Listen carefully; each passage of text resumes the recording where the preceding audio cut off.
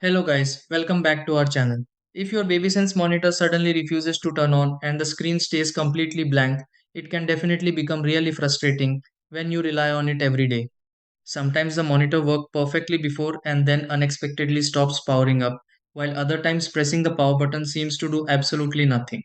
A situation like this can happen because of charging interruptions, battery issues, loose connections, or settings that simply need a quick refresh. Before assuming the monitor completely stopped working, there are few simple things worth checking because many power related problems can improve after quick adjustments. Let's go through several easy steps that may help fix a BabySense monitor not turning on. Try these. Step 1. Connect the BabySense monitor to power and confirm the charging cable fits securely into the device. Step 2. Let the BabySense monitor charge for a few minutes if the battery may have completely drained. Step 3. Try a different charging outlet with the BabySense monitor if the screen still stays inactive. Step 4. Hold the power button on the BabySense monitor a little longer than usual to check if startup begins slowly.